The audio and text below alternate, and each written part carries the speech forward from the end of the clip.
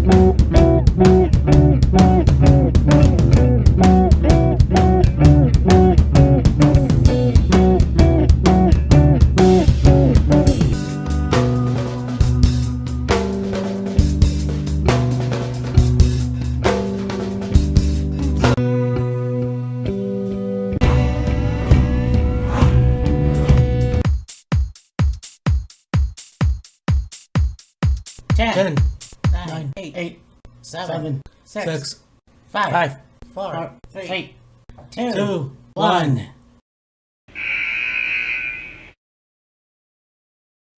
Hey, me and Matt here, and this is Killer Kyle, and yes, I checked. So,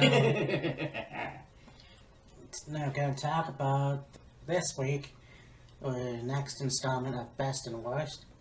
We're going to talk about the Best and Worst Royal Rumble, or, well, yeah, we actually got organized this time, so. Yeah. Oh, this is the thing, too. When I say Best and Worst, I don't mean of, that's just our opinion.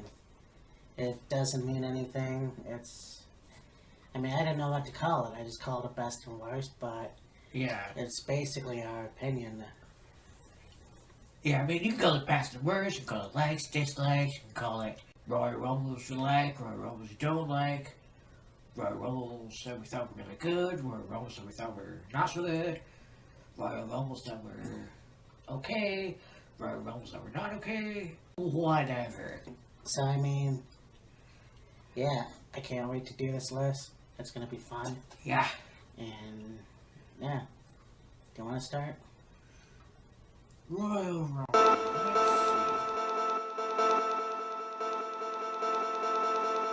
Right back.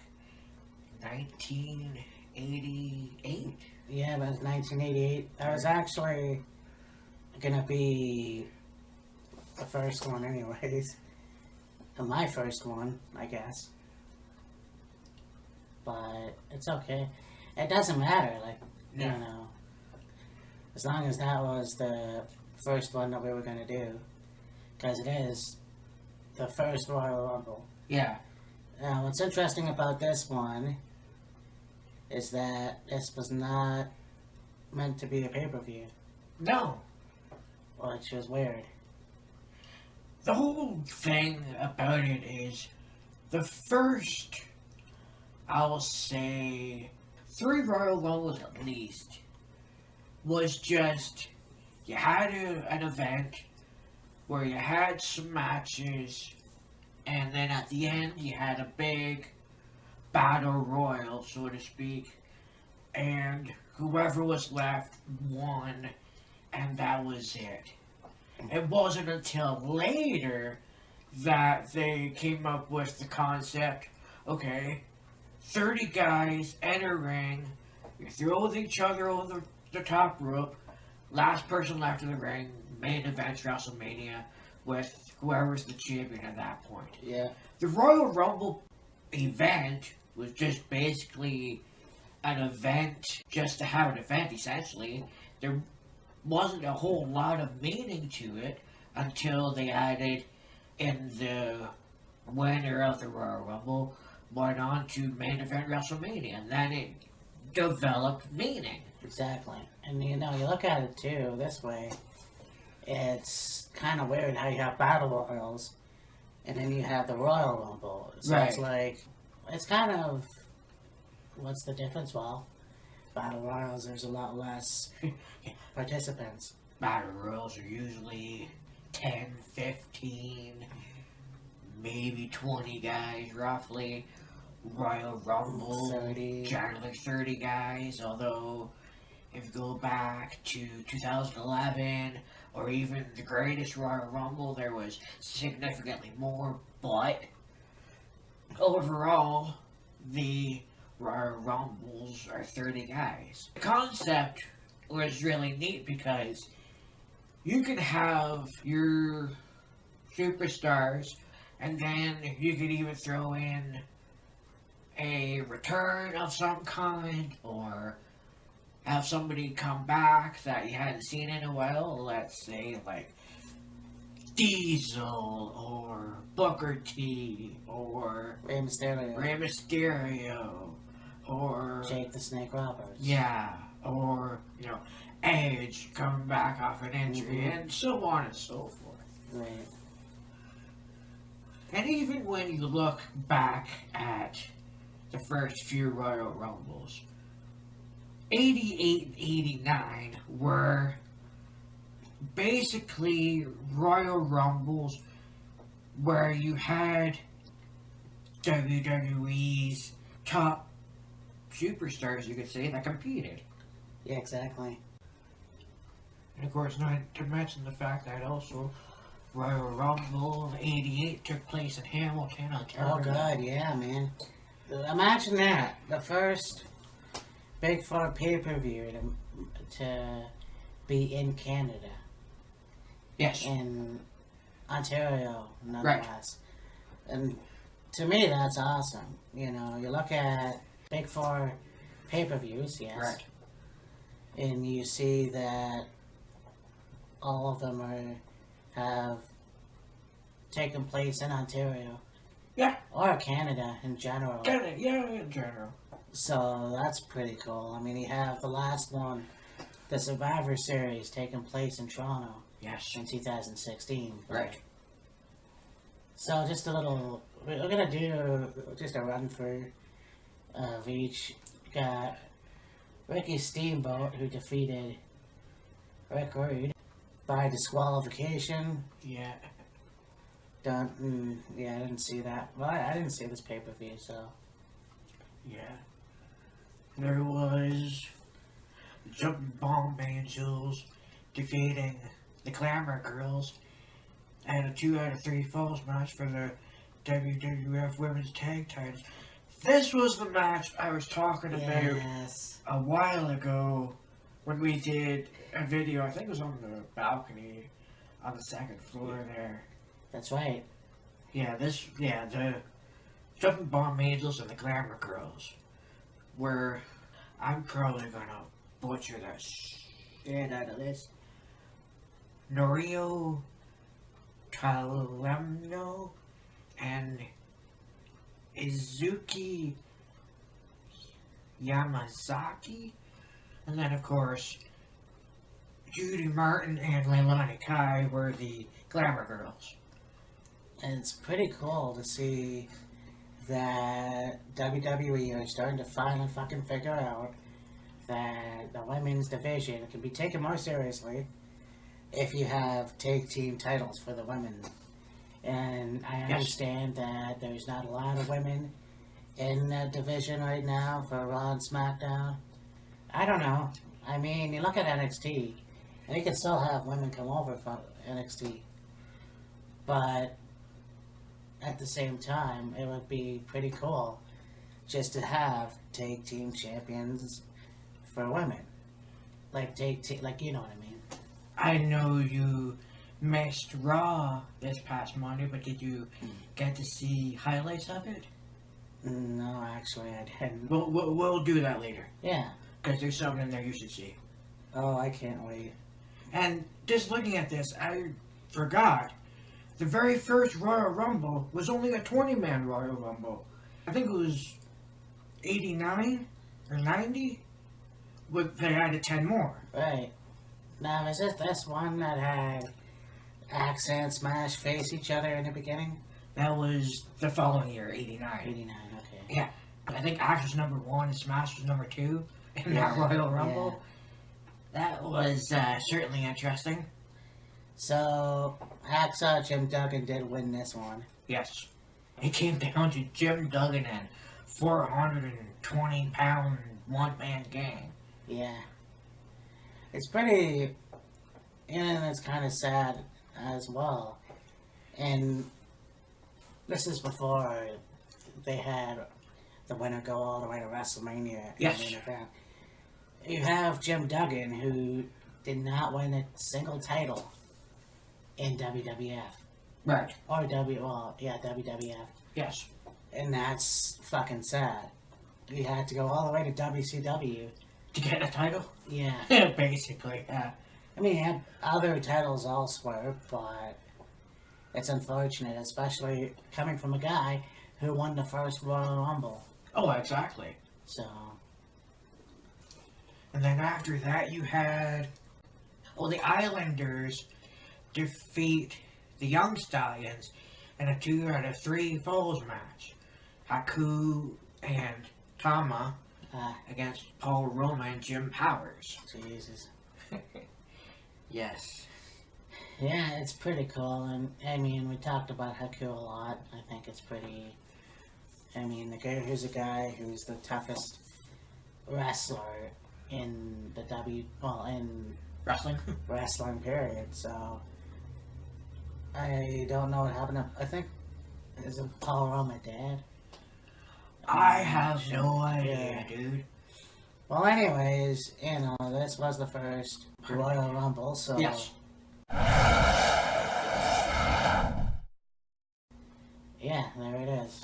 And even you go down the list of guys that were in the Royal Rumble match itself.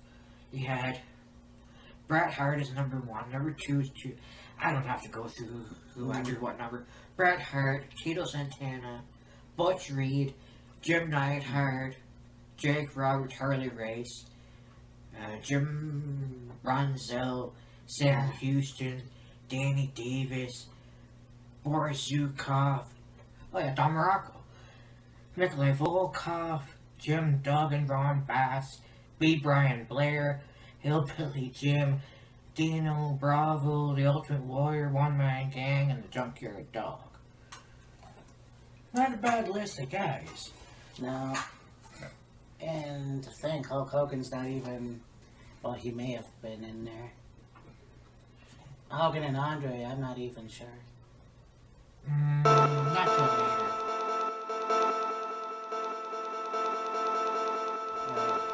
So now we're going to go on to the Royal Rumble 1990, and this was fairly cool.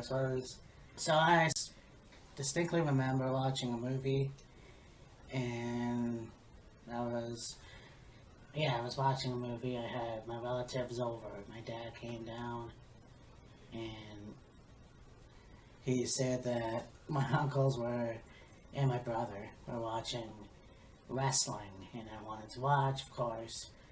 That's too violent, but I went up there anyways, and basically got hooked watching Royal Rumble 1990, and Yep. I mean, I didn't start fully watching it anyways for a few months, but yeah, this was actually really cool. I didn't see a lot of it, but I saw just the front end of the Royal Rumble. Right, So yeah. Hulk Hogan and the Ultimate Warrior Yeah. face off, and then of course Warrior being eliminated, and then we'd have the Ultimate Challenge. Yes. But this was actually a pretty cool Rumble. Yeah, it really was a good Royal Rumble. The concept at this point had changed from 20 guys to 30 guys.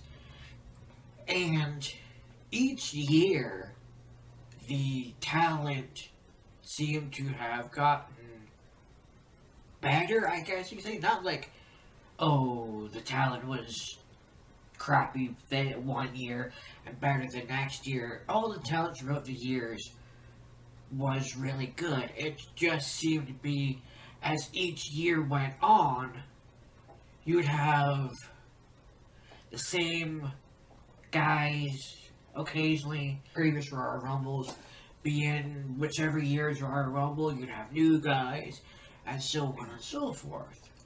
And this Royal Rumble was one of those Royal Rumbles that you could watch and have a true understanding of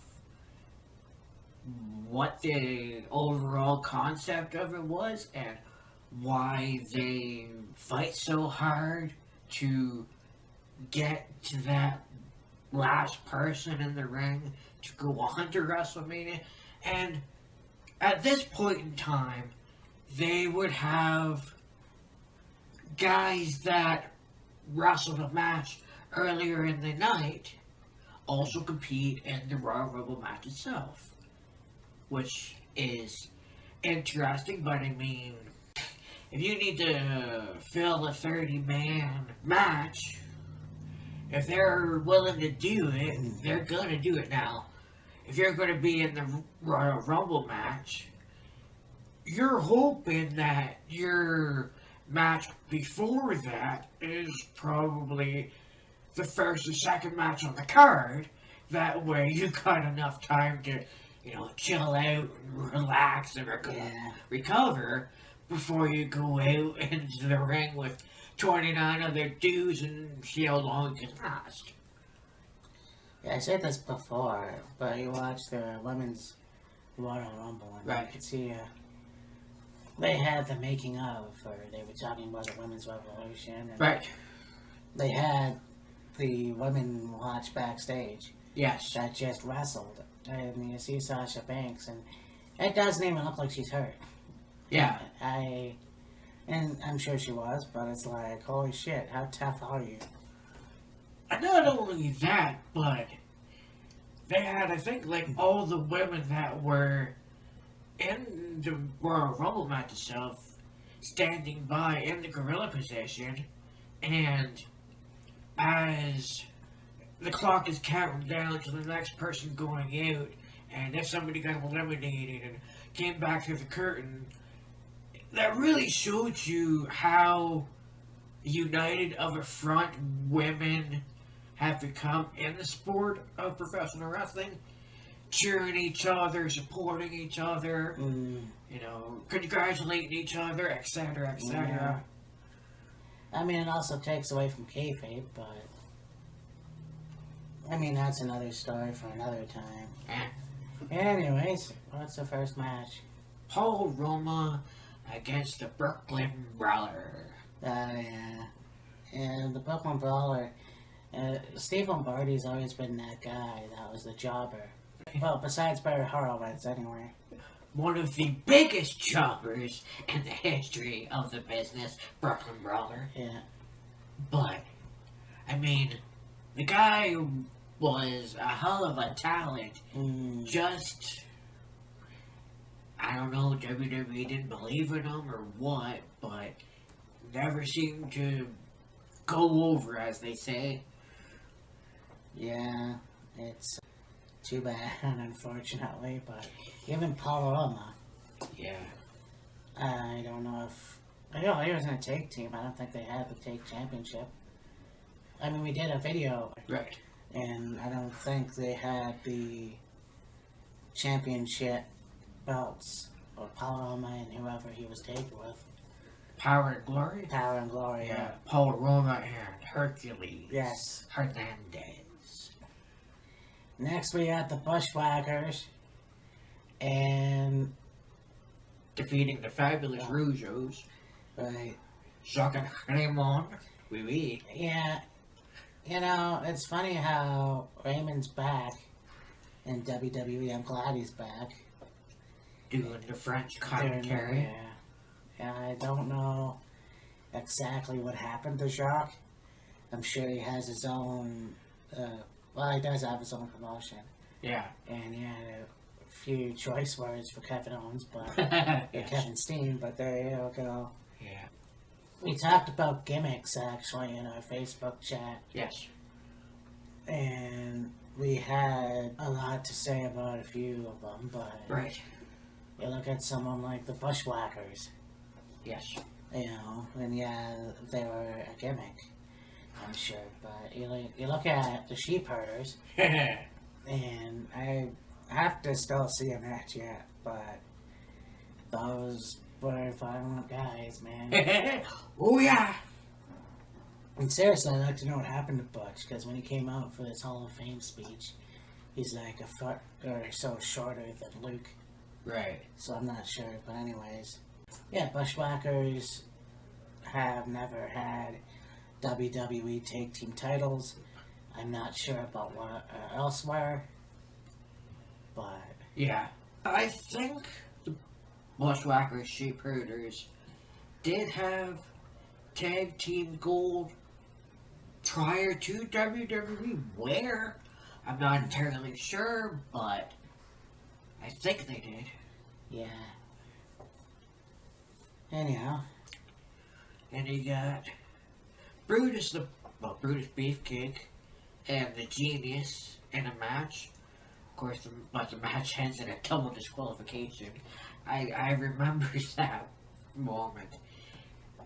It was basically one of those things where the Genius and Brutus they were having a fairly good match, and the Genius basically had enough of getting roughhoused by Brutus, and I think he grabbed a chair or something and hit Brutus, and then Brutus grabbed a chair and retaliated on him. Something like that. I don't remember exact details, but that's roughly an idea of what happened.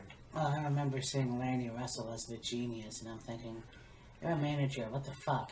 Yeah, exactly. And then, of course, years later, find out that he was Leaping Lanny Powerful. Leaping Lanny Powerful. Not to mention the brother of the Macho Man. Oh, yeah! Yeah. So, Exactly. And you got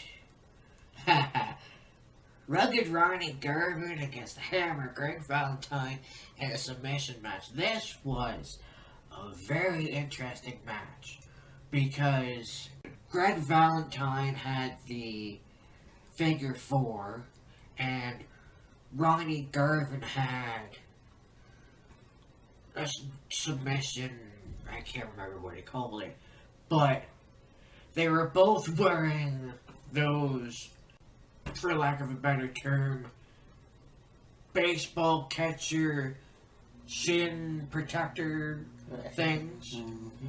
And then before they'd put on the submission, they'd turn it around to the back of their leg, like the calf, and apply the submission.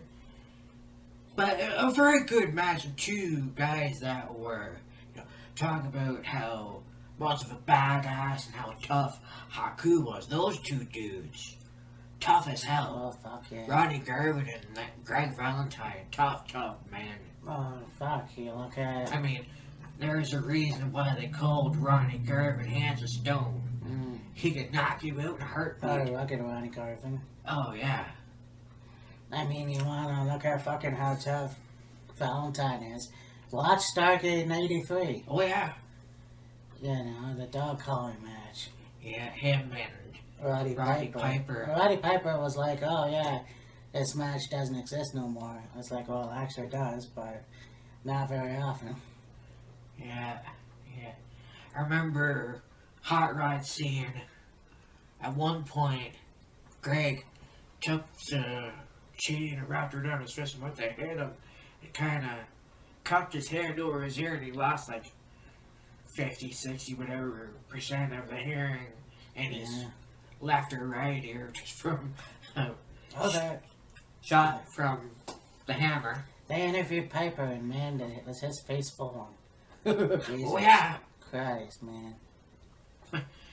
I mean, yeah, there's a reason why they called Ronnie Garvin, the Hands of Stone or Rugged.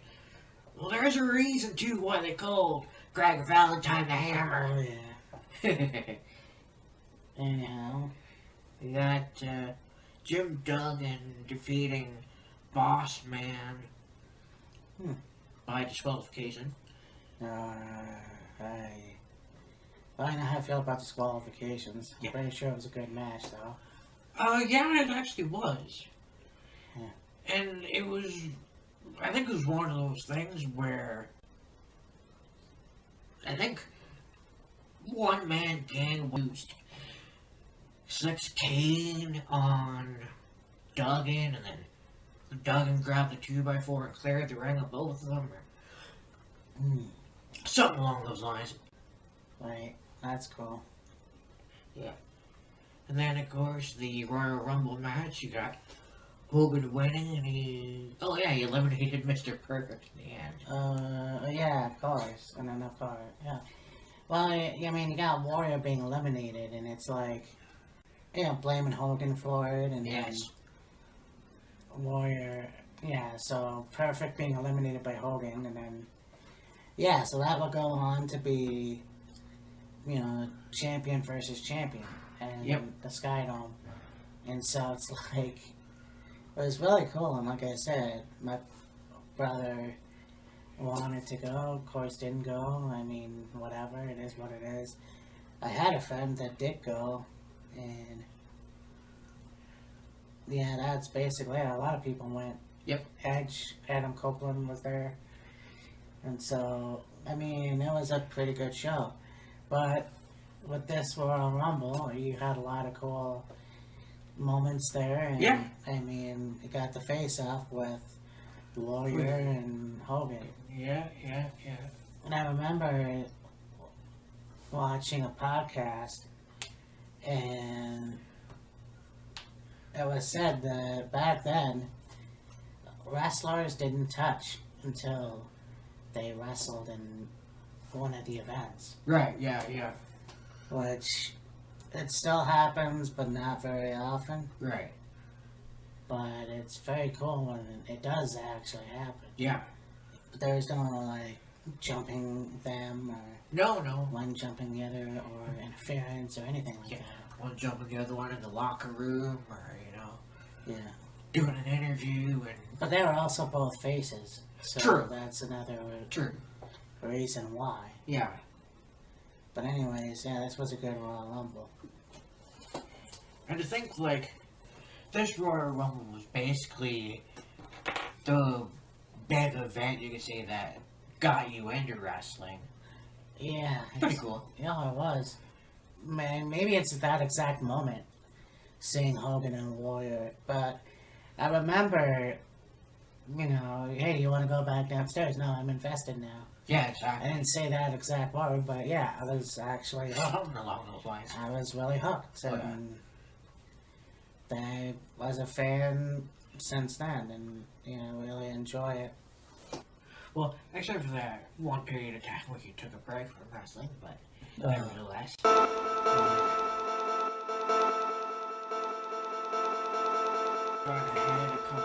Could go ahead a couple more years and talk about a moment that we talked about last week, Right. but to come full circle of it, you could say, go Royal Rumble 92. Yes. We talk about when I started watching wrestling, and that was actually 1992. Of course, this one was in 90. But, 1992, I think a few months at least afterwards, is when I started actually watching wrestling. Right. So, I mean, it was actually very cool. Now, there's a lot of iconic moments there. Yes. You have, of course, Bobby Heenan not shutting the fuck up when Flair was in the ring. Oh, I know. We've got Legion of Doom making their debut, return, I have no idea. Yeah, obviously The Undertaker. But, no, actually, it would have been his first Royal Rumble. I believe so, yeah. So, it was also very cool just to see what would happen at WrestleMania 8, which I regard as one of the best WrestleManias. And it was to really lead into this. Prior to the Royal Rumble in '92, the world title was vacated. And Yes. there was a whole bunch of hoopla and hubbub and comeuppance and whatever. And they determined sometime later that the winner of this match would become the new champion. This was the first time that they said, alright, instead of the winner of the Royal Rumble competing for the world title at WrestleMania, whoever wins the Royal Rumble match automatically becomes champion. Exactly.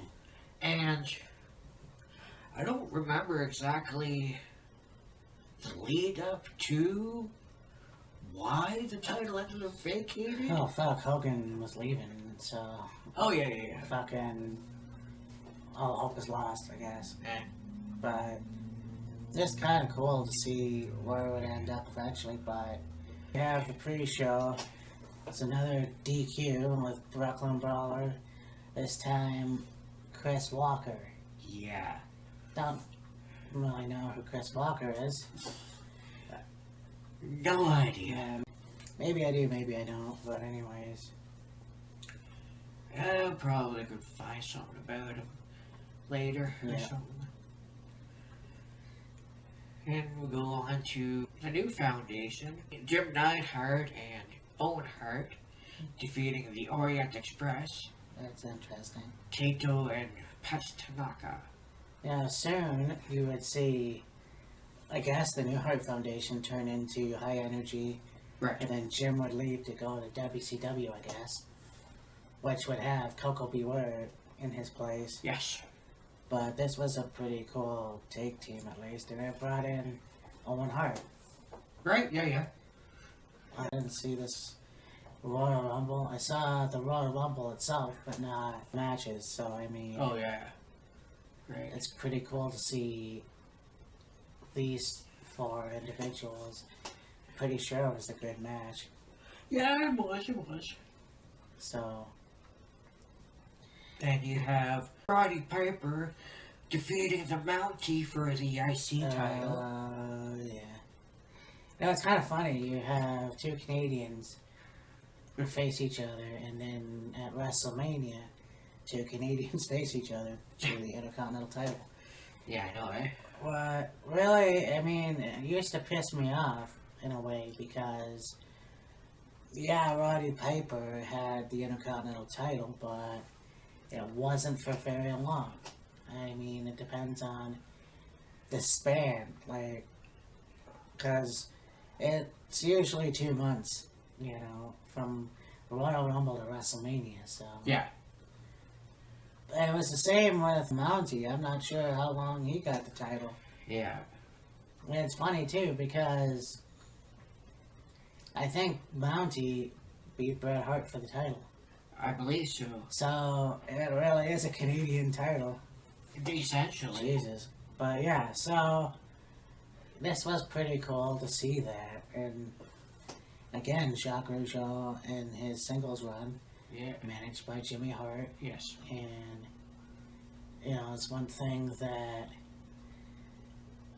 you know, it's too bad that Jacques is no longer in WWE. Yeah. You know, it'd be nice to see, you know, if he ever came back. And then, of course, he had the little shocker thing. And so, but yeah, it's a shame to see Roddy Piper lose the title at WrestleMania. Yeah, especially because Bret Hart is my favorite wrestler. Right, yeah. Or was, whatever. But Yeah. here, yeah. He wins the Intercontinental title the first and last time. So, Right. you know, you enjoy things while they last. Yep. And you got the Beverly Brothers defeating the Bushwhackers in a tag match.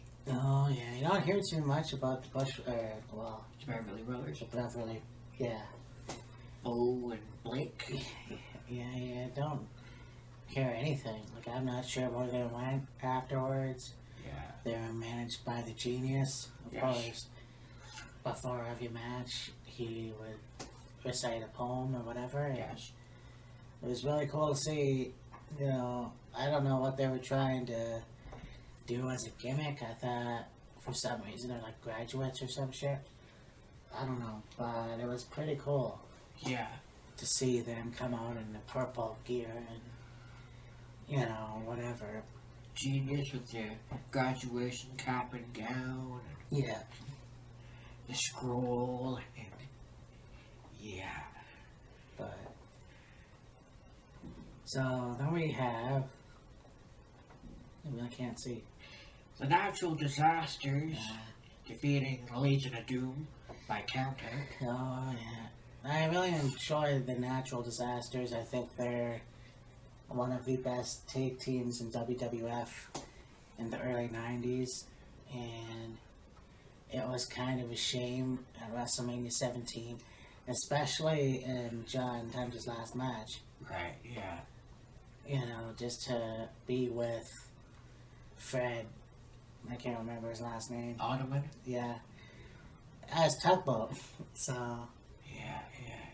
I think that they were probably, yeah, they were one of the best big men in WWF, Oh, yeah, absolutely. you know, and it would be interesting to see what would have happened if one of them had a singles title.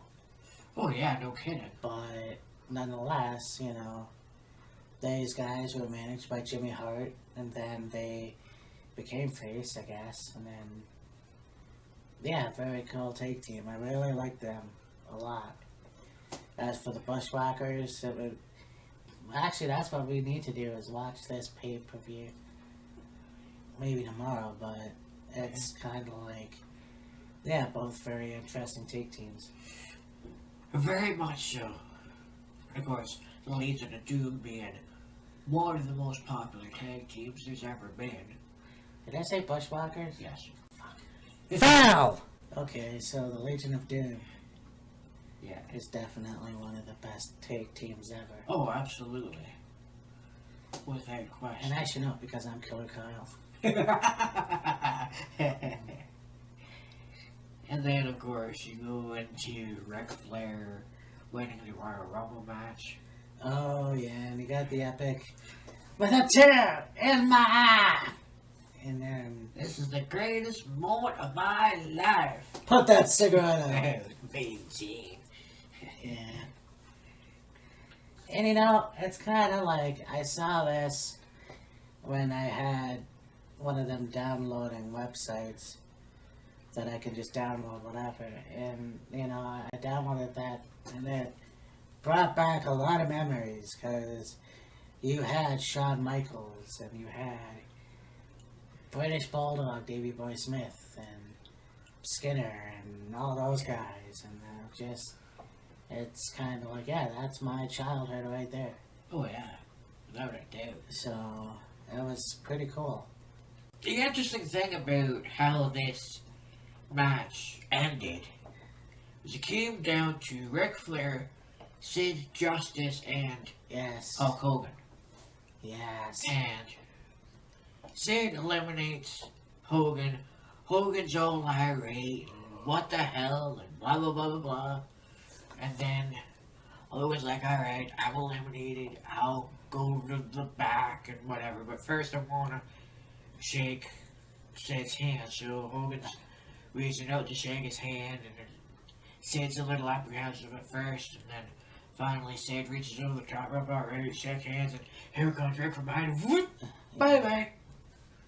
And then that led up to Hogan and Sid WrestleMania that year. But yeah, The rightful main event was Ric Flair and Randy Savage, but no. We had to have Hulk Hogan co-main event.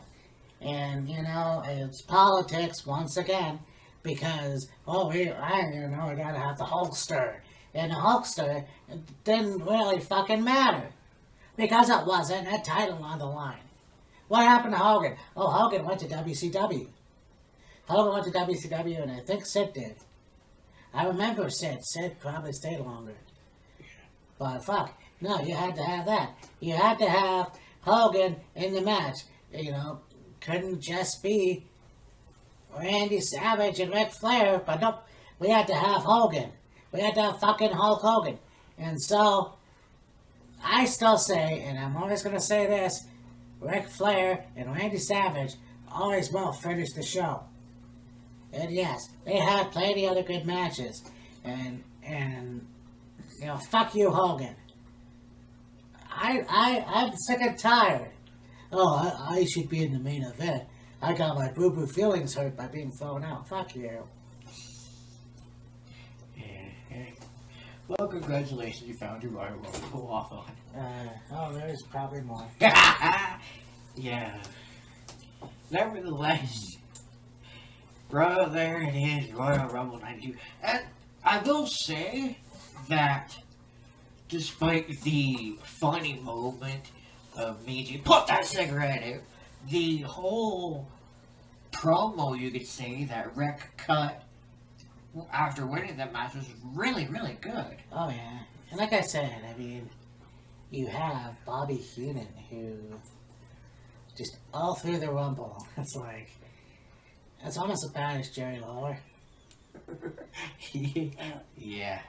I can't remember a single thing he said, but it was annoying. That's what made Bobby one of the greatest. Oh yeah, Bobby was an awesome dude. Yeah. But yeah, this was a good Royal Rumble. And of course, it's both our picks. Yes. So this is for me the best of. I don't know if it's for you, but I really enjoyed this paper. Oh, it was all around a really good Royal Rumble.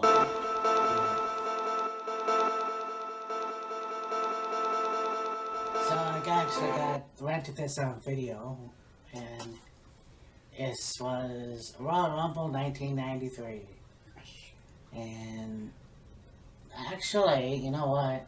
My brother and I actually got my dad to phone the cable company, and that's what he did back there. Yes. And order the WWF Royal Rumble, and I don't know how much it was, obviously, but I had to go to bed near the end. Yeah. Well, actually, having seen Yokozuna, which was disappointing. Yeah.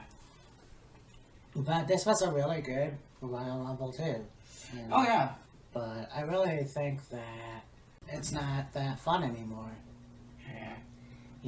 It's not fun because you get people nitpick everything when you're watching wrestling. And it's like, if you don't like it, don't watch it. Yeah, exactly. But that... We nitpick, but we nitpick certain things. We don't nitpick every single little thing. No, I mean, we love it. I'm always going to love it. So, I mean, that's just the way it is. Yeah. So, it's kind of fun to chain, one wrestler. Like last year, we would have had Brooklyn Brawler versus Jim Powers. Yeah. And now it's Doink the Clown versus Jim Powers. Yeah. I mean, we all know about Doink the Clown, and Jim Powers was one of those guys that you really... you knew about him, but he was very seldom utilized. Yeah. One of those guys that was just kind of if you need somebody, here you go. Yeah, I have to see a picture of him, but I just remember Brooklyn Brawler and Barry Horowitz. Yeah. Not really to say that Jim Powers was a jobber, but Jim Powers definitely underrated, you could say. And we go on to a Battle of the Brothers. The Steiner Brothers and the Beverly Brothers. Oh, yeah. Brother. Brother, yeah. Steiner Brothers debuting. You know, these guys spanned a lot. Like, they were in WCW before. I think they were in AWA, maybe. Not quite sure on that, but yeah, these guys definitely started off fairly young as well. I don't know how old they were, but definitely in the early 30s when it came to WWF. And so, Well, Rick being older than Scott, yeah, they may have been in their 30s, probably 20s and 30s, but I'm sure there's, I don't know, a couple of years between the two of them anyways. yeah. You know, the interesting thing about it is, yes, everybody remembers the Steiners together in WWF at this point, and WCW and TNA and wherever else they were. Right. But Rick started wrestling before Scott did. Oh, Scott came in. Well, I'm not sure when it was, but Rick started wrestling first. Because Rick had a solo run, but he was also a member of the Varsity Club with Mike Rotunda and I think Dr. Death Steve Williams and Kevin Sullivan. jeez. But yeah. Yeah, you put me to shame. Anyway, so then we go on to the Royal Rumble pay-per-view. You got Shawn Michaels against Marty Jannetty. Oh, yes. Yeah, I remember watching lead up to this. So basically, you know, you got the Rockers breakup. Yes. You got Marty Jannetty being thrown through window. The barbershop window. And, of course, one of the few times you got to see blood. Yes. Then fast forward to Shawn Michaels, who's flipping his hair in front of the mirror that Jerry holds. And you see Marty Jannetty, and he's like behind Shawn, and he's gearing up, and then there's the big fight. Of course, there's the epic smashing of the mirror on Sherry as Shawn Michaels runs off like a scalded dog, Yeah. as JR would say. That I didn't want to watch, but anyways, it wasn't a huge deal. I think they bleeped it out at some point. But I don't. Probably. But that was a pretty good match. And Yeah. then, of course, you got Bobby Heenan blowing his horn. Oh, she winked at him. No, she didn't. Well, you stop. It was Oh, yeah. interesting. But Shawn Michaels won the match Yeah. with an early version of... Yeah, that was a stupid thing, too. I mean, he did do Sweet Chin Music, sort of. Yeah. But his finishing move was a side suplex. Yeah. But it was dumb. Anyway, Shawn Michaels won the match, retaining the Intercontinental title, and then, of course, it goes on to see fucking Marty Jannetty win the title on Raw. Yeah. Here's an interesting match for you. Bam Bam Bigelow and Big Boss Man. Oh, yeah. Yeah, I really enjoyed those two.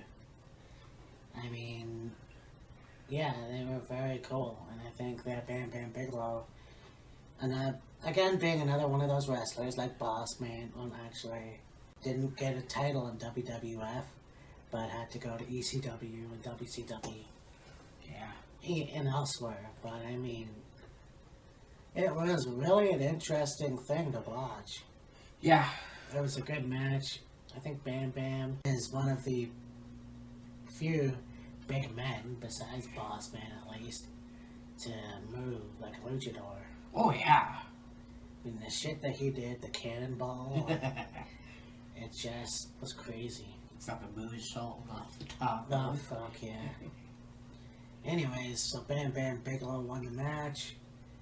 And yeah, it'd be nice to relive this one. Yeah.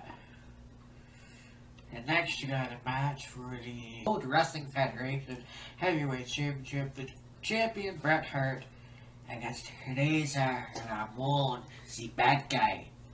Yeah, fucking this feud was awesome. I mean, one of the best feuds that Bret Hart had, besides Shawn Michaels and Stone Cold Steve Austin, was Scott Hall as Razor Ramon. Yes. But I mean, it just, I don't know, it was very, very cool. Especially when he was getting into Razor Ramon's head with the 1, 2, 3 kick. Yeah. But this was a really good match. All I can remember was Razor Ramon giving the abdominal stretch. But nonetheless, Bret Hart won with the sharpshooter, still remaining the WWF champion. So, And then there's the Royal Rumble. and then you got the Royal Rumble. Interesting fact I found out today, watching WhatCulture.com, is you have Carlos Colon was in the Royal Rumble. Yes, he was. And don't know how I forgot about that.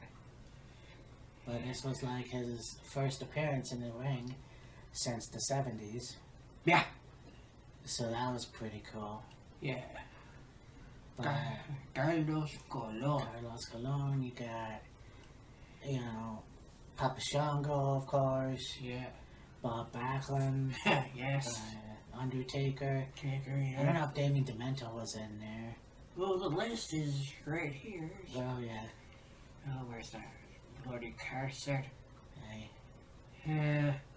Ric Flair, Bob Backlund, Papa Shango, Ted DiBiase, Brian Knobs, Virgil, Jerry Lawler, Max Moon, Jenny True, Tenyo, okay, Mr. Perfect, Skinner, Google Beware, Samu, Berserker, Undertaker, Tatanka, Jerry Sags, Fatu, Earthquake, Carlos Colon, Tito Santana, Rick Martel, Yokozuna, Owen Hart, Repo Man, and of course Randy Savage. I missed the Berserker. Huss! Yeah. Yeah, Berserker's one of those guys that after he left WWF, don't really know too much about what happened to him, or where he went, and what he did afterwards and stuff like that. Yeah, it's like the 90s version of Bruiser Brody. Sort of, In a yeah. way.